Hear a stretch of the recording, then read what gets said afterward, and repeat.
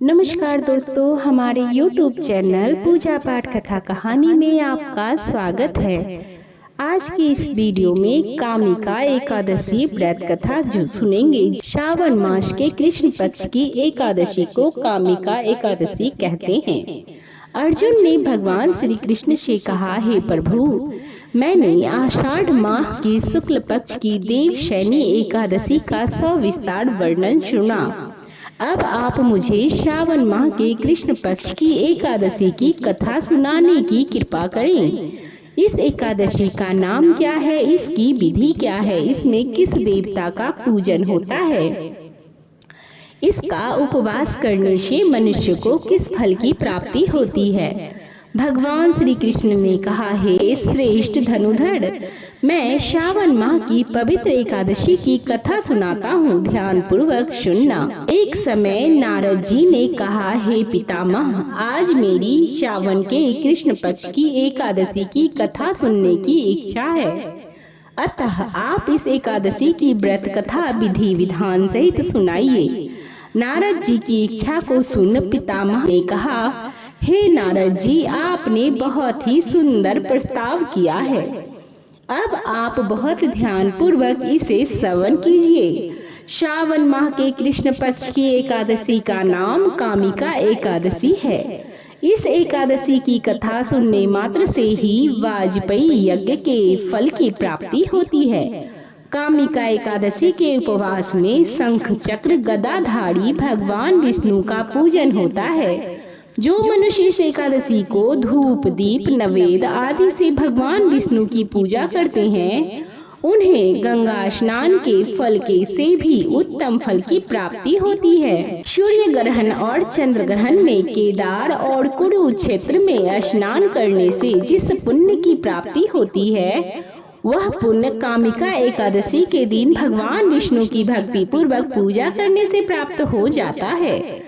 भगवान विष्णु की श्रावण माह में भक्ति पूर्वक पूजा करने पर फल समुद्र और वन सहित पृथ्वी दान करने के फल से भी ज्यादा होता है। व्यक्ति को गंगा स्नान से जो फल प्राप्त होता है, वह फल भगवान की पूजा करने से मिल जाता है। संसार में भगवान की पूजा का फल सबसे ज्यादा है, अतः भक्ति पूर्वक भगवान की पूजा न बन सके तो श्रावण माह के कृष्ण पक्ष की कामिका एकादशी का उपवास करना चाहिए।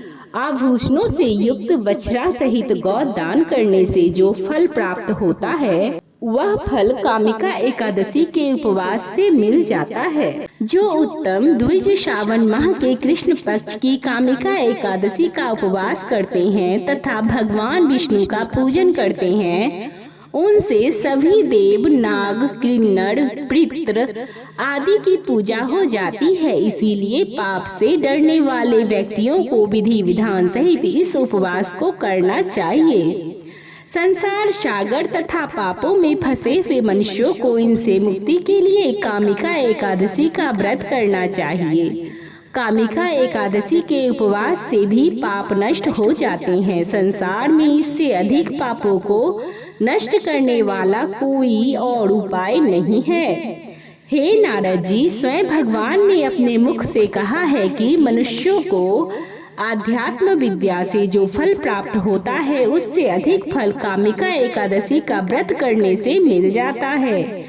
इस उपवास को करने से मनुष्य को न यमराज के दर्शन होते हैं और न ही नरक के दर्शन होते हैं, न नरक के कष्ट भोगने पड़ते हैं, वह स्वर्ग लोक के अधिकारी बन जाते हैं। जो मनुष्य इस दिन तुलसी दल से भक्ति पूर्वक भगवान विष्णु का पूजन करते हैं, वे इस संसार सागर में रहते हुए भी इस प्रकार अलग रहते हैं, जिस प्रकार कमल पुष्प जल में रहता हुआ भी जल से अलग रहता है। तुलसी दल से भगवान श्री हरि का पूजन करने का फल 1 बार स्वर्ण और 4 बार चांदी के दान के फल के बराबर है। भगवान विष्णु रत्न मोती मणि आदि आभूषणों को की अपेक्षा तुलसी दल से अधिक प्रसन्न होते हैं। जो मनुष्य प्रभु का तुलसी दल से पूजन करते हैं, उनके सभी पाप नष्ट हो जाते हैं। हे नारद जी, मैं भगवान की अति प्रिय श्री तुलसी जी को प्रणाम करता हूँ। तुलसी जी के दर्शन मात्र से मनुष्य के सभी पाप नष्ट हो जाते हैं और शरीर के स्पर्श मात्र से मनुष्य पवित्र हो जाते हैं। तुलसी जी को जल से स्नान कराने से मनुष्य की सभी यम यातनाएं नष्ट हो जाती है। जो मनुष्य तुलसी जी को भक्ति पूर्वक भगवान के श्री चरण कमलों में अर्पित करता है, उसे मुक्ति मिलती है। इस कामिका एकादशी की रात्रि को जो मनुष्य जागरण करते हैं और दीप दान करते हैं, उनके पुण्यों को लिखने में चित्रगुप्त भी असमर्थ हैं। एकादशी के दिन जो मनुष्य भगवान के सामने दीपक जलाते हैं, उनके पितृ स्वर्ग लोक में अमृत का पान करते हैं। भगवान के सामने जो मनुष्य घी या तिल के तेल का दीपक जलाते हैं, उनको सूर्य लोक में भी सहस्त्रों दीपों का प्रकाश मिलता है। अब आइए श्रवण करते हैं कामिका एकादशी व्रत कथा। एक गांव में एक वीर क्षत्रिय रहता था। एक दिन किसी कारणवश उसकी ब्राह्मण से हाथापाई हो गई और ब्राह्मण की उसके हाथों से मृत्यु हो गई अपने हाथों मारे गए ब्राह्मण की क्रिया उस क्षत्रिय ने करनी चाहिए, परंतु पंडितों ने उसे क्रिया में शामिल होने से मना कर दिया। ब्राह्मणों ने बताया कि तुम पर ब्रह्म हत्या का दोष है, पहले प्रायश्चित कर इस पाप से मुक्त हो, तब हम तुम्हारे घर भोजन करेंगे। इस पर क्षत्रिय ने पूछा कि इस पाप से मुक्ति होने के क्या उपाय हैं। तब ब्राह्मणों ने बताया कि श्रावण माह के कृष्ण पक्ष की एकादशी को भक्ति भाव से भगवान श्रीधर का व्रत और पूजन कर ब्राह्मणों को भोजन करा के सदक्षिणा के साथ आशीर्वाद प्राप्त करने से इस पाप से मुक्ति मिलेगी।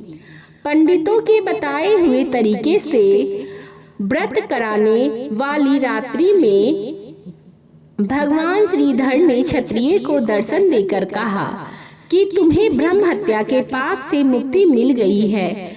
इस व्रत के करने से ब्रह्म हत्या आदि के सभी पाप नष्ट हो जाते हैं और इस लोक में सुख भोग कर प्राणी अंत में विष्णु लोक को जाते हैं। इस कामिका एकादशी के महात्म्य के श्रवण और पठन से मनुष्य स्वर्ग लोक को प्राप्त करते हैं। बोलिए श्री हरि विष्णु की जय। अब आइए मनोकामनाओं की पूर्ति करने वाली बड़ी ही सुंदर कथा को सुनते हैं। इस कथा को सुनने से ही व्रत पूर्ण माना जाता है। एक बार माता लक्ष्मी भगवान विष्णु जी से पूछती है, हे स्वामी, तुलसी के पास दीपक जलाने का क्या महत्व है और रोज शाम को तुलसी के पास दीपक जलाया क्यों जाता है? इससे मनुष्य को कौन सा फल प्राप्त होता है? तुलसी के पास दीपक जलाने की विधि क्या है तथा दीपक जलाते समय कौन से मंत्र का उच्चारण करना चाहिए?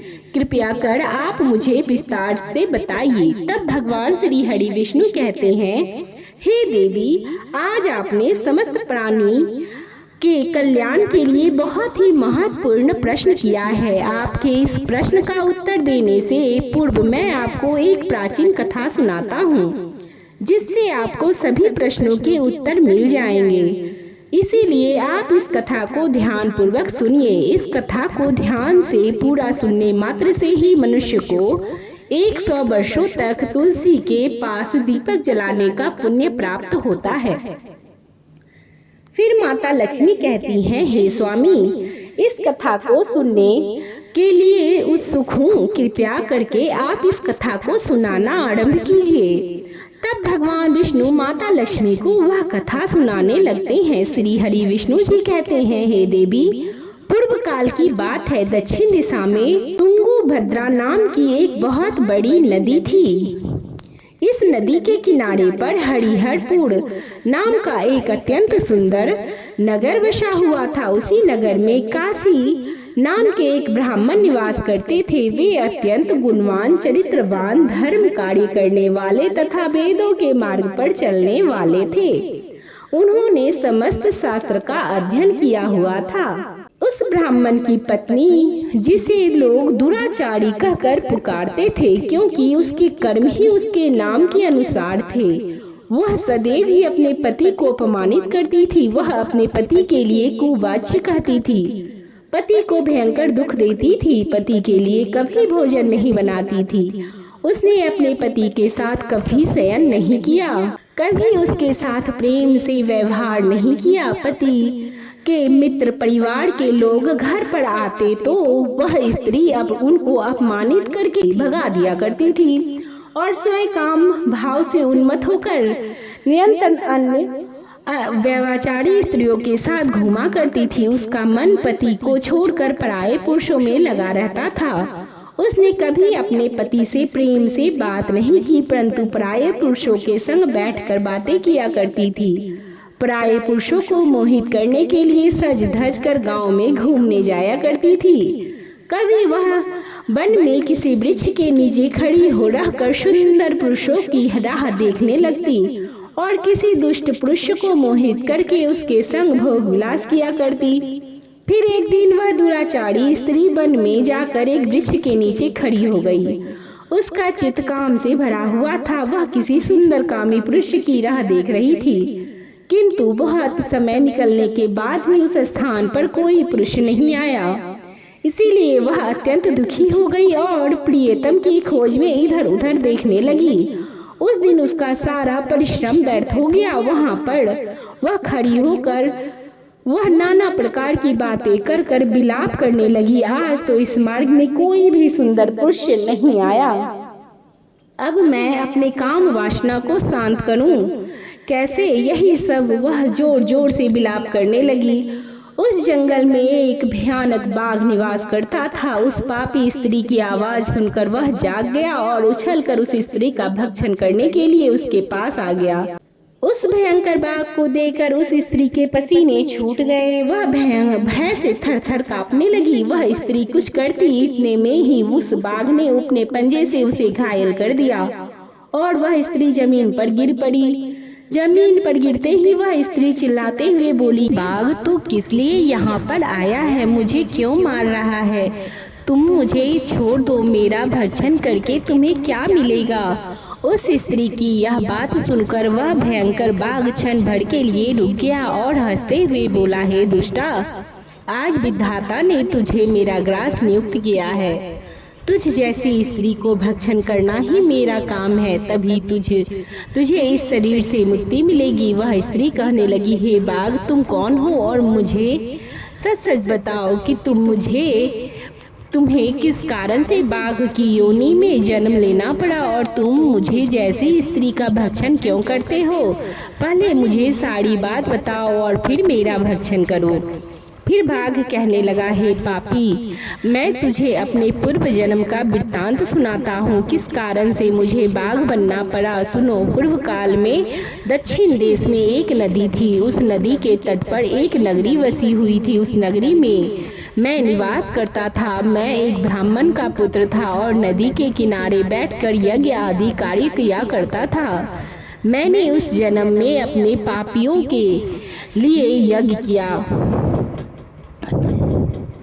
मैंने उस जन्म में अनेक पापियों के लिए यज्ञ किया, उस पापियों के घर का भोजन किया। मैंने धन के लोभ में उनके पापियों के लिए कार्य किया। जिन वस्तुओं का दान ब्राह्मण को नहीं लेना चाहिए, उन वस्तुओं का दान भी मैंने ग्रहण किया और दूसरों से धन लेता रहा, लेकिन कभी वापस नहीं करता था। इस प्रकार से पाप करते हुए मुझे बहुत साल बीत गए और मैं वृद्ध हो गया। मेरे बाल सफ़ेद हो गए, मुंह के सारे दांत गिर गए, किंतु फिर भी मेरे दान लेने की आदत नहीं छूटी और मैं पाप करता चला गया।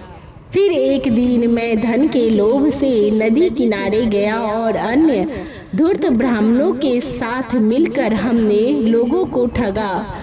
झूठ मंत्र वचन बोलकर हमने बिना विधि विधान किए ही देवी देवताओं का पूजन किया और बहुत सारा धन दान में ले लिया। फिर मैंने एक बीमार कुत्ते ने मेरे पैर में काट लिया और मैं मूर्छित होकर गिर गया।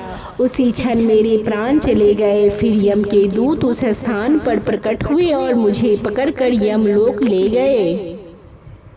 यहाँ पर यमराज ने चित्रगुप्त से मेरे कर्मों का लेखा जोखा निकालने के लिए कहा। फिर चित्रगुप्त कहने लगे, हे धर्मराज, इस ब्राह्मण ने घोर पाप किए हैं, जिससे दूसरों से झूठ कहकर धन लूटा है, विधि विधान से पूजा न करके झूठ मंत्र बोलकर भगवान का अपमान किया है। इसीलिए यह पापी ब्राह्मण केवल नरक जाने के ही योग्य है। फिर यमराज ने अपने दूतों को आदेश देकर मुझे नरक की अग्नि में डाल दिया और कई वर्षों तक सजा भोगने के बाद मुझे बाघ का शरीर प्राप्त हुआ और मैं इस दुर्गम वन में निवास करने लगा। मैं अपने पूर्व जन्म के पापों को याद करके कभी महात्मा, साधु, पुरुष, स्त्री, सती स्त्री का भक्षण नहीं करता हूँ। मैं केवल पापी, दुराचारी तथा उल्टा स्त्रियों का ही भक्षण करता हूँ, ताकि मुझे पाप से मुक्ति मिल जाए। फिर बाघ उस स्त्री से कहने लगा, हे पापी, तेरे आचरण से तो तू उल्टा दिखाई देती है। अपने पति को छोड़कर तू इस वन में अन्य पुरुषों के साथ भोग विलास करने के लिए आई है, इसीलिए आज तू मेरा ग्रास अवश्य बनेगी। इतना कहकर उस बाघ ने अपना तीक्ष्ण नाखून से उस पापी स्त्री के टुकड़े टुकड़े करके उसे खा लिया। फिर उस स्थान पर यम के दूत प्रकट हुए और उस पापनी स्त्री को उठाकर यमलोक ले गए। चित्रगुप्त ने उस स्त्री का लेखा जोखा निकाला और यमराज को बताया। यमराज ने उस स्त्री को घोर नरक में डाल दिया। कई वर्षों तक नरक की गर्मी में जलने के बाद उसने फिर पृथ्वी लोक पर एक चांडाल के घर में जन्म लिया और फिर से वह दुख भोगने लगी। इस दुख को सहन करते करते एक दिन वह तीर्थ में स्नान करने के उद्देश्य से अनंतपुर में चली गई। वहां पर एक आश्रम के बाहर निवास करने लगी। वहाँ उस आश्रम में एक तुलसी का पौधा था। अन्य स्त्रियों को वहाँ पर तुलसी के पास दीपक जलाते हुए देखकर उस पापी स्त्री ने भी वही किया। उसने तुलसी के पौधे के पास एक दीपक जला दिया। फिर उसी रात हृदयघात से उसकी मृत्यु हो गई और यमराज के दूत उसे पकड़कर ले जाने के लिए वहाँ पर प्रकट हुए। जैसे ही यम के दूत उस पापी स्त्री को पास में बांध कर ले जाने लगे, तभी भगवान विष्णु के दो पार्षद उस स्थान पर प्रकट हुए और उन्होंने उन दोनों को रोक लिया और कहने लगे, हे दूत, इस स्त्री को तुम छोड़ दो। यह स्त्री नरक जाने के योग्य नहीं है। तुम किसके आदेश से ऐसा अधर्म कर रहे हो? तब उन यमदूतों ने कहा कि हम यमराज के आदेश से इसे ले जाने आए हैं, किंतु आप हमें किस कारण से रोक रहे हैं? यह स्त्री अत्यंत पापी है। तब भगवान विष्णु के पार्षद कहने लगे, यह स्त्री तो विष्णु भक्त है, यह नरक जाने के योग्य नहीं है। इसने शाम को तुलसी के पास दीपक जलाया है, इसी कारण से इसके समस्त पाप नष्ट हो गए हैं। इसीलिए अब यह नरक जाने के योग्य नहीं है, अब यह स्वर्ग जाने की अधिकारी बन चुकी है। पार्षदों की बात सुनकर यमदूतों ने उस स्त्री को उस स्थान पर छोड़ दिया और यमलोक लौट गए। वहां जाकर उन्होंने यमराज को सारा वृतांत सुना दिया। फिर भगवान विष्णु के पार्षद उस स्त्री को दिव्य विमान में बिठाकर स्वर्गलोक ले गए। भगवान विष्णु कहते हैं कि हे देवी, इस प्रकार से तुलसी के पास दीपक जलाने मात्र से ही मनुष्य के सभी पाप नष्ट हो जाते हैं। जो स्त्री शाम को तुलसी के पास दीपक जलाती है वह सौभाग्यशाली बनती है, उसके पूर्व जन्म के सभी पाप नष्ट हो जाते हैं, उसे सुख समृद्धि की प्राप्ति होती है। भगवान विष्णु कहते हैं, हे देवी, हजारों अमृत के घरों से नहलाने पर भी श्री हरि विष्णु को उतनी तृप्ति नहीं होती जितनी वे मनुष्य के द्वारा तुलसी का एक पत्ता चढ़ाने से प्राप्त करते हैं। 10,000 गौ दान से मानव को फल जो फल प्राप्त होता है वही फल तुलसी पत्र के दान से प्राप्त होता है। जो मृत्यु के समय अपने मुख में तुलसी पत्र का जल पा लेता है वह संपूर्ण पापों से मुक्त होकर भगवान श्री हरि विष्णु के धाम को जाता है। हिंदू धर्म में तुलसी के पौधे का महत्व सबसे अधिक है। इसकी सबसे पहले पूजा भगवान विष्णु जी ने ही की थी। भगवान विष्णु कहते हैं, जिस प्रकार से देवी लक्ष्मी से वैकुंठ को ऐश्वर्य प्राप्त होता है, उसी प्रकार से वैकुंठ में तुलसी के कारण ही पवित्रता प्राप्त है। पृथ्वी लोक पर जिस स्थान पर भी तुलसी का पौधा होता है उस स्थान पर कभी बुराई का वास नहीं होगा। एक ऐसा स्थान सबसे अधिक पवित्र होगा। इसी कारण से हमें हमारे घर में तुलसी का पौधा अवश्य लगाना चाहिए। इस प्रकार से भगवान विष्णु ने देवी लक्ष्मी को तुलसी के पास दिया जलाने का महत्व बताया। बोलिए श्री लक्ष्मी नारायण भगवान की जय। बोलिए श्री हरि विष्णु की जय। तुलसी शालिग्राम जी की जय। बोलिए बद्रीनाथ की जय। बोलिए भोलेनाथ की जय। इसी के साथ यह कथा यहीं पर समाप्त होती है। वीडियो पसंद आए तो वीडियो को लाइक और शेयर अवश्य ही कर दें। हमारी वीडियो के साथ अभी तक बने रहने के लिए आपका धन्यवाद।